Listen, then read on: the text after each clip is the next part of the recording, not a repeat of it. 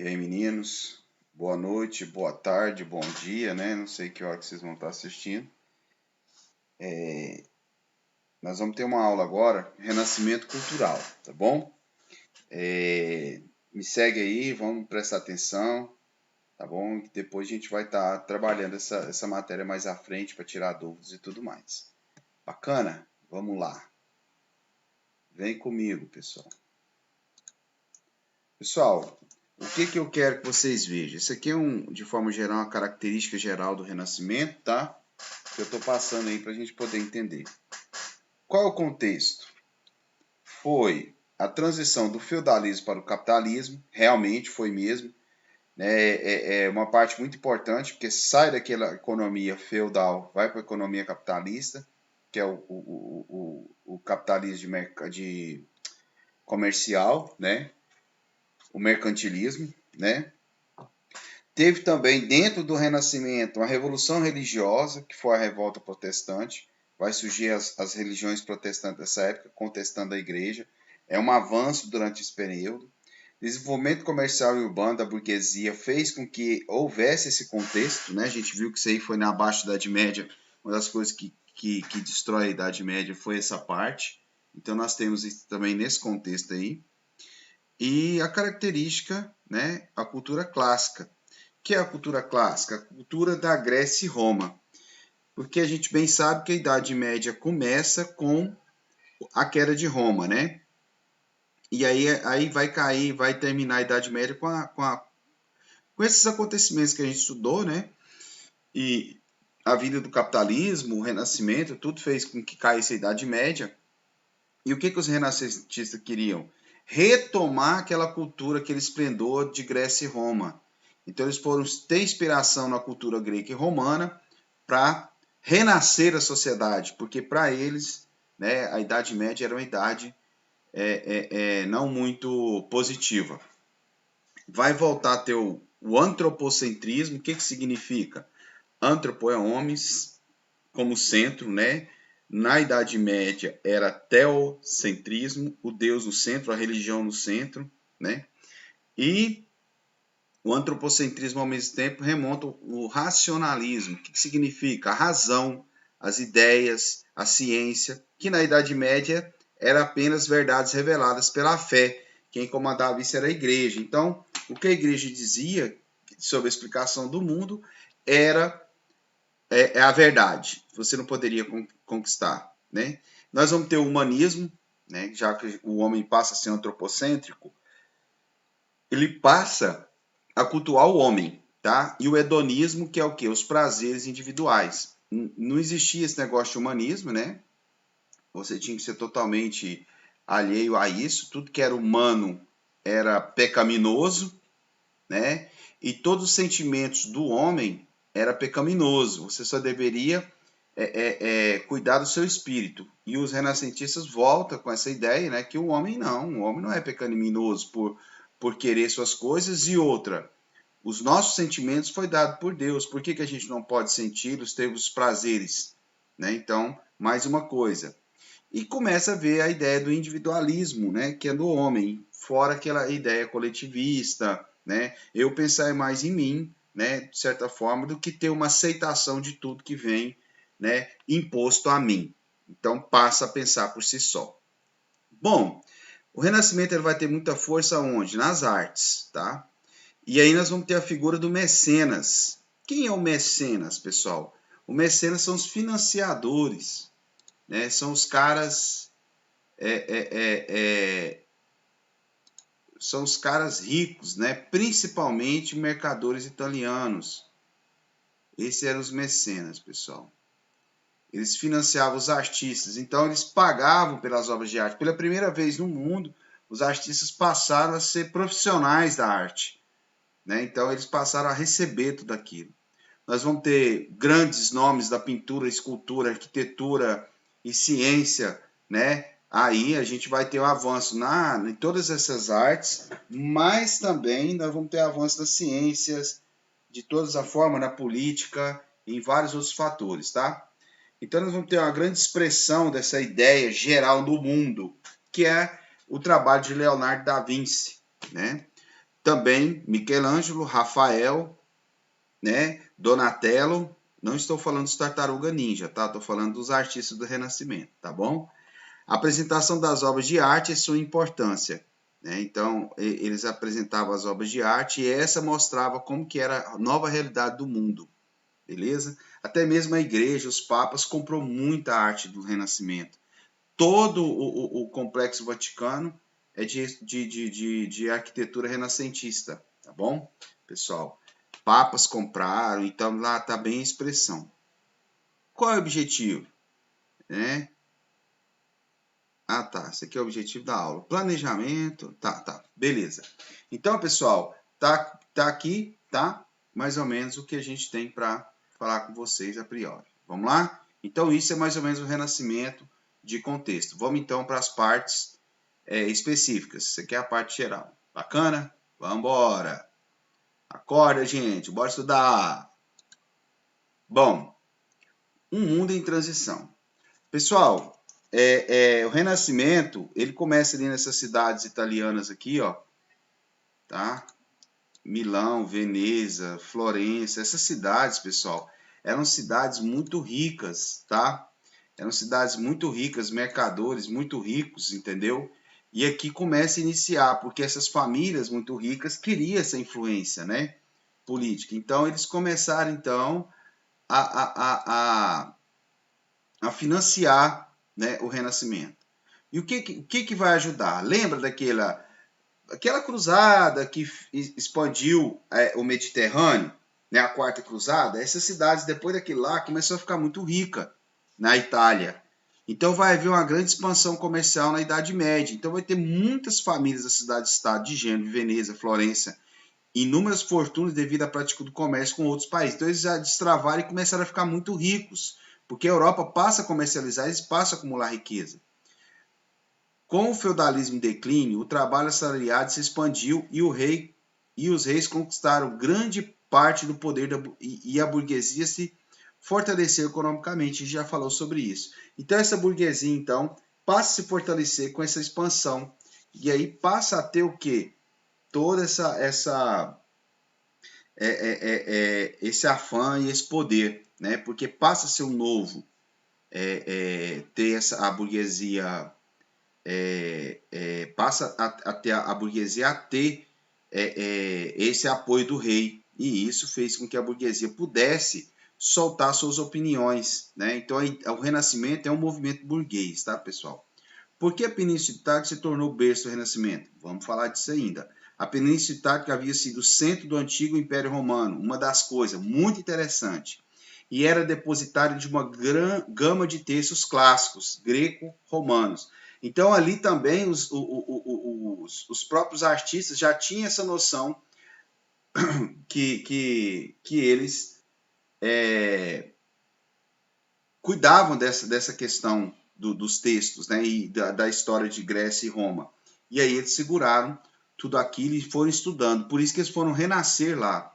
A vida urbana na região, devido à intensificação do comércio, era ativa e precoce, estimulando mudança da mentalidade das pessoas, favorecendo a crítica aos valores medievais.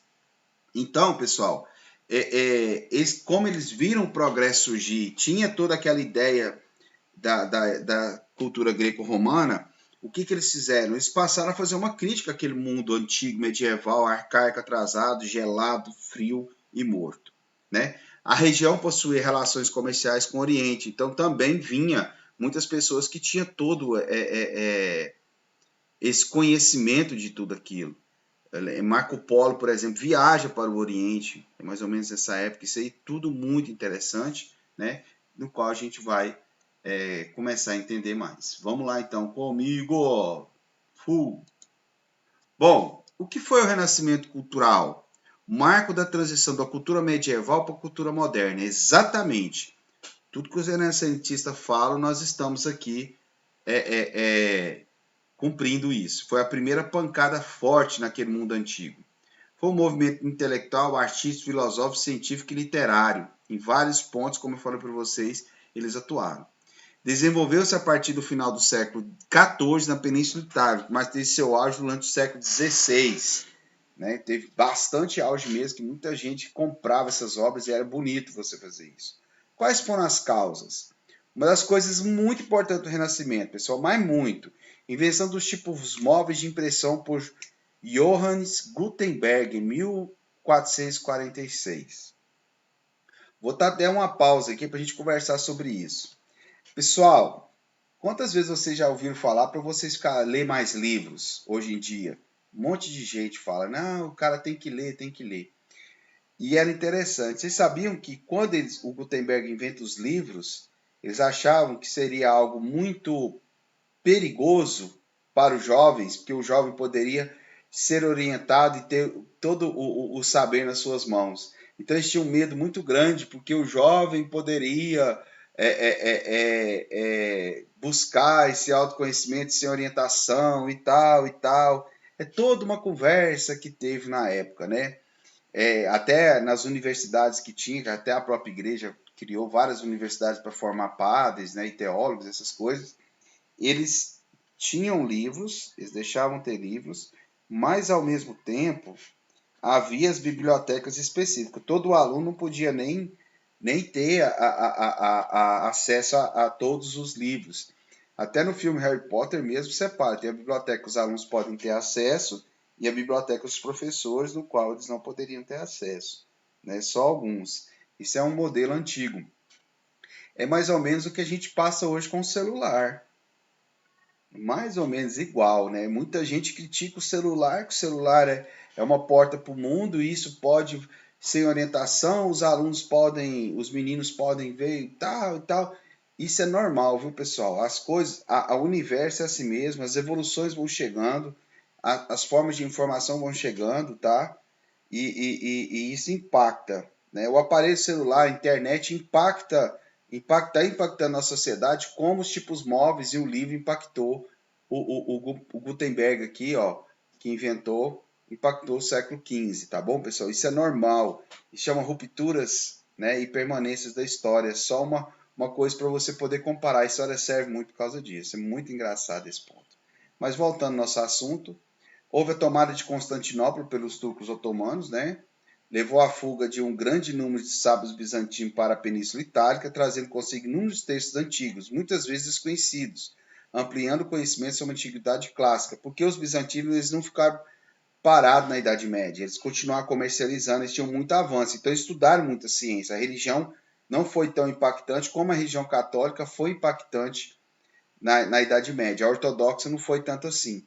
E esse sábio saía lá da região de Bizâncio, ali na Grécia, e foi hoje, né? Hoje não é mais, né?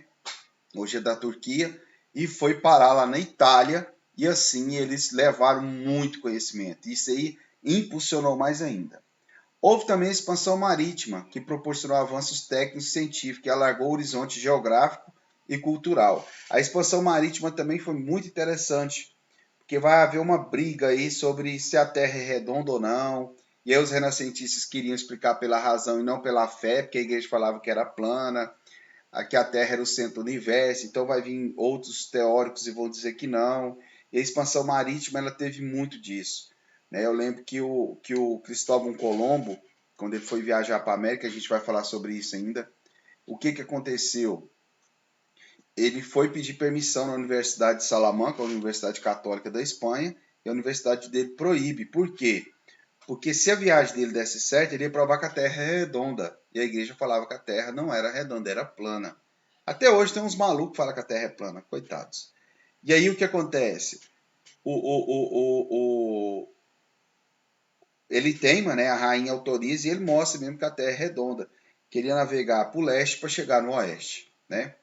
E aí tinha os avanços dos instrumentos de navegação, tudo na base da ciência, abandona muito aquela ideia antiga lá, né, da Idade Média. Mecenato, patrocínio de artistas intelectuais, então os mecenas são aquelas famílias ricas que vão patrocinar esses artistas, que vão dar muito impulso nisso, né? Papas, príncipes, burgueses ricos, então se mostrava o seu poder com as artes do Renascimento. Bacana? Pessoal, aqui nós temos o novo conceito de homem. Aqui eu quero que vocês prestem bastante atenção. A grande diferença entre o homem da Idade Média e o homem do Renascimento. que vai ser agora a nossa forma de pensar. Vamos lá. O homem medieval, como que funcionava? Um ser inferior, dependente da vontade de Deus. Então eles achavam que o homem da Idade Média era inferior, né? Então ele dependia da vontade de Deus. Quem que dizia o que era a vontade de Deus? A igreja, certo? Então ele estava nessa ideia. Toda a sua vida é comandada pela igreja, conforme eu falei para você. E tudo é obra de Deus. Quem que é você? Nada. Deus é tudo. Então quer dizer que você gira toda a sua vida em torno da religião e de Deus. Já o homem renascentista, esse homem que vai surgir agora, essa nova mentalidade, pessoal, você tem que entender isso. Porque o mundo é uma representação nossa. Nós representamos e construímos o mundo. O mundo é aquilo que a gente acredita, certo? E o que é o homem renascentista? Vem aqui, vem comigo. Ó, criação divina, símbolo máximo da perfeição. Então, se Deus cria o homem, a sua imagem e semelhança, se Deus cria o homem para ser com todos esses atributos, por que não usar? Né? Então, um homem é um ser perfeito, porque ele é um ser racional, ele pensa. Então, eles pensam diferente. Eu quero que vocês entendam uma coisa. Não é que o homem do Renascimento deixa de acreditar em Deus. Ele deixa de acreditar nas concepções da igreja. Tanto que eles vão ter uma nova religião para interpretar diferente de Deus, que vai ser a religião protestante. Põe isso na cabeça de vocês. Não é que eles vão abandonar Deus, deixar de acreditar em Deus. Não. Ele está deixando de acreditar naquela dogmatismo da Idade Média, que a Igreja Católica impunha. Tá? Então, o homem é uma criação divina, símbolo máximo da perfeição. Se Deus nos criou com esse poder, né, por que a gente não pode fazer isso? Até mesmo mostrar a realidade por meio das artes. Tanto que o homem é um ser criativo. Né? Então, eles vão colocar esse ponto. Interesse pela cultura greco-romana e valorização do homem. Porque os gregos romanos valorizavam o homem, valorizavam o hedonismo, que é os prazeres individuais, valorizavam o ser. Tá? Beleza? Tudo pode conhecer e explicar. Então, o que mais a gente faz com a ciência, pessoal? Nada mais, nada menos que desvendar os mistérios de Deus. Isso não é ruim, só prova que Deus é um ser muito poderoso, muito perfeito. Você imagina Deus criar um DNA. O que há de mal a gente conhecer o DNA para você ver quando que Deus é um ser grande e perfeito. Então, a concepção mais aprofundada, mais profana da prática da vida, não profano segundo a visão da Igreja Católica, tá? Mas prática, mais humana, tá? O homem agora se porta como um ser racional, como um ser que tem ideias e poder. Bom, e aí surge algo importantíssimo no Renascimento, que é o humanismo, tá bom? O humanismo. Bom, o homem medieval acreditava que todos os acontecimentos eram determinados por Deus. Alguns intelectuais insatisfeitos com isso criaram um universo conhecido como humanismo. Utilizava a civilização da antiguidade clássica como inspiração. O ser humano é o centro de tudo. Natureza, ser humano e cultura da antiguidade clássica e o uso da razão. Então o homem passa a usar a razão. E aqui, com esse uso da razão e com esse poder que nós temos de expressar e de passar o conhecimento para o outro, né, nós temos a impressão. O processo de fabricação de papel só chega na Europa no século XII. Utilização, isso já tinha acontecido na China, viu, pessoal? Foi utilizado pelos mercadores venezianos para registrar informações importantes. Então, ele chega na Europa e passa a ser usado. Uso da prensa, a Bíblia de 42 linhas de 1455 é considerado o primeiro livro impresso, né? Então, existia a Bíblia, que ele vai imprimir vários desses livros para poder todo mundo aumentar. Foi o primeiro livro que Gutenberg imprime. Aumento da produção e venda de livros. Então, o povo estava sedento por saber. Beleza? Pessoal, aí nós temos uma ideia heliocêntrica da Terra. Como que funciona? Olha isso aqui.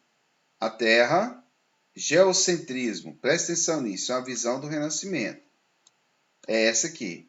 Tá vendo a Terra? O centro do universo. Os outros planetas giram ao redor. Olha o tamanho aqui de Saturno. pequenininho. Olha o tamanho do Sol, pequenininho. Olha o tamanho de Júpiter, pequenininho. A gente sabe muito bem que isso aqui nunca vai dar certo. E aí vem os caras com heliocentrismo. Ei, isso aqui deu problema para Nicolau Copérnico, Galileu Galilei, que falava que a Terra girava em torno do Sol. Então eles contestavam essa ideia medieval da igreja. Isso não foi bonito para eles, né? Aí tinha aqui a outra visão aqui, ó, para vocês poderem perceber, a Terra no centro, e essa era a nova visão que eles tinham, como o Sol no centro, certo? E além de tudo, a Terra era plana para eles.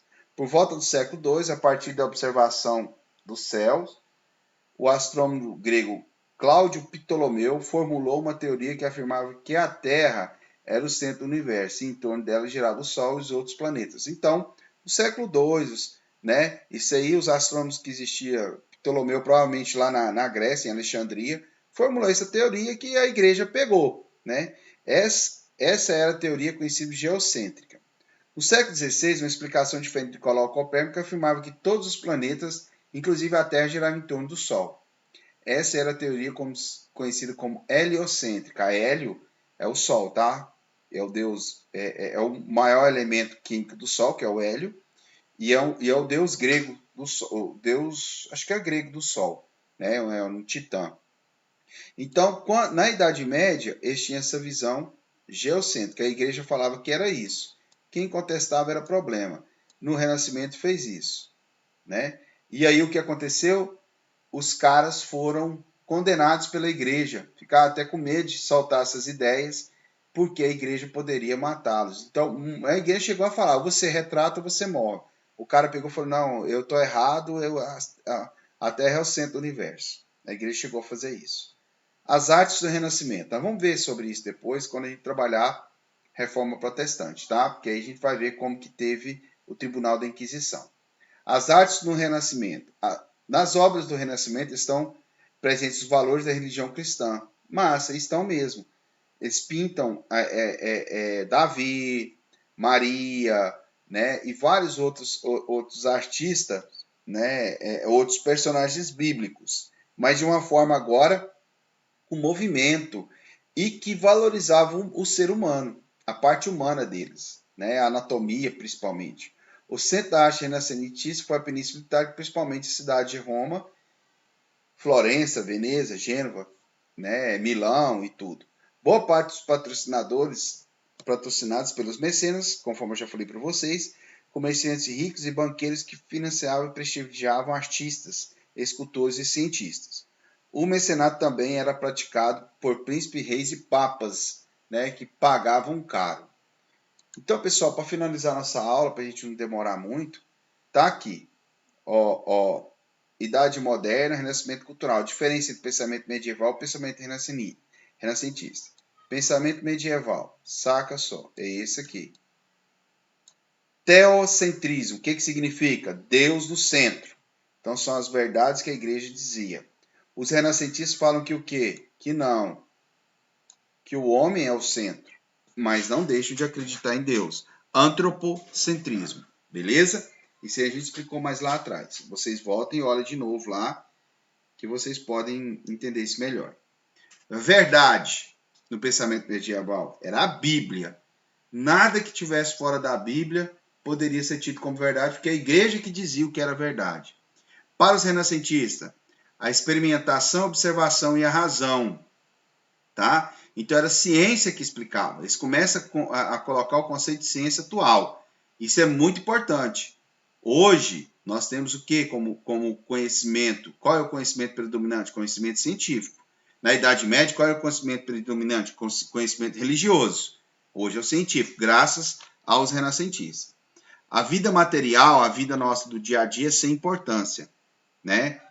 O que você tem que cuidar é se afastar do que tudo que é prazer humano para ir para o espiritual, para o que a igreja falava, para as orações, né? Já os renascentistas não. A vida terrena e material também é importante, não só espiritual, mas a terrena e o material também é importante, né? No pensamento medieval, você era conformado com o que você tinha, era até importante você manter aquela vida que você estava, as tradições que existiam ali, porque se você nasceu ali é porque Deus quis e você tem que se manter resoluta ali, firme, né, naquele mundo ali e não tem que buscar melhorias. Já os renascentistas não. O homem tem que procurar crescer, procurar melhorar, procurar expandir, procurar enriquecer, procurar mais conhecimento, né? E é totalmente diferente o homem do Renascimento com o homem da Idade Média. Natureza. Tudo que é natural, tudo que é humano é a fonte do pecado, é ruim para os medievalistas. É criminoso, é pecaminoso, né? Principalmente o sexo, a mulher era taxada como bicho, né? Como o mal do mundo e tal, porque há todos os prazeres carnais. Já para os renascentistas, pelo contrário, tudo que é natural é belo, onde o homem se insere. Então nós temos que ter o quê? Todas essas visões, temos que ter os prazeres individuais, temos que ter tudo, mas não podemos perder a fé. Mas isso não importa. Se Deus nos deu o mundo natural, os prazeres do mundo natural, por que a gente não pode desvendá-los e conhecê-los e usá-los, né? Ascetismo, doutrina de pensamento ou de fé que considerava a sene, isto é, a disciplina, o autocontrole estrito dos corpos e do espírito, um caminho imprescindível em direção a Deus, verdade e a virtude. Então você só vai ganhar a virtude se você abandonar, né, os prazeres carnais do mundo e ficar bem doutrinado e controlado no espírito, tá? Já os renascentistas é totalmente diferente dessa ideia. Ele já tem um hedonismo, sirenaísmo, dedicação ao prazer dos sentidos. É muito bom eu sentir cheiros, eu perceber imagens, ver o que é belo, eu sentir o tato, eu sentir sabores, né? Tudo isso me faz melhor, me faz bem. Eu tenho que conhecer esses prazeres, eu tenho esses sentidos, né? Uma música boa e tal, tudo que a gente faz, gente. Vocês não gostam de comer, vocês não gostam de escutar música, vocês não gostam de respirar ar puro, andar de bicicleta, ver como que a natureza é bonita e tal, né? Então, todos os prazeres que tem isso aí é importante para o avanço espiritual, de certa forma. E aí tem o dogmatismo, que são os dogmas da igreja, e que você só se pauta pela fé e pelo que a igreja diz, e diferente do pensamento renascentista, que se pauta aqui na razão. Então, você tem sua parte religiosa e sua parte racional. Nenhuma tem que ser, né? De certa forma, você não tem que ser só a parte dogmática, só a parte de fé. Eles acham que não, você tem que ter a outra parte. Bom, meninos, qualquer coisa, estou lá para tirar dúvidas, conversa comigo depois, tá? E a gente vai voltar nesse assunto aqui ainda, beleza? Então, valeu, galerinha, até a próxima, fui!